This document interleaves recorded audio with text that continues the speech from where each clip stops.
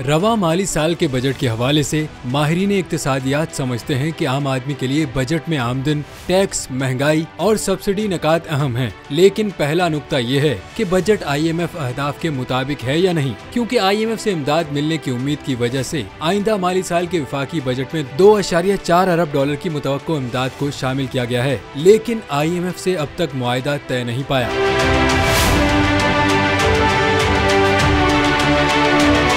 बात की जाएगी तनख्वाह या पेंशन की। इस बजट में सरकारी मुलाजमीन की तनख्वाहों में 35% तक के एड हॉक रिलीफ अलाउंस का 1 साल के लिए ऐलान किया गया है, जो कि बाद में जम किया जा सकता है। इसके अलावा सरकारी मुलाजमीन की कम से कम पेंशन बढ़ाकर 12,000 रूपए कर दी गई है, जबकि EOBI की पेंशन 8,500 रूपए से बढ़ाकर 10,000 रूपए कर दी गई है। दूसरी जॉब्स टैक्स को देखा जाए तो इस मरतबा इनकम टैक्स में इजाफा या स्लेब्स में तब्दीली नहीं की गई है, लेकिन अमीर अफराद से सुपर टैक्स की वसूली के लिए 3 नए स्लेब मुतारिफ करवाए गए हैं, जबकि नॉन फाइलर पर टैक्स की शरह में इजाफा किया गया है।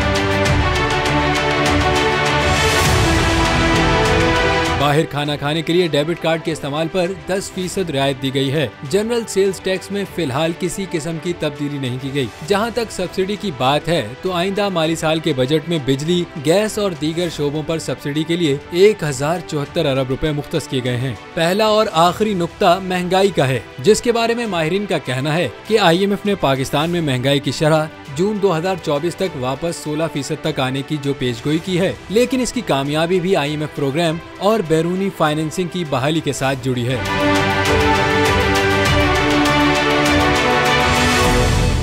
अदलो इंसाफ की बात सब करते हैं, पर हकीकत में सच के साथ निडर होकर खड़े रहने की जुर्रत नजर नहीं आती।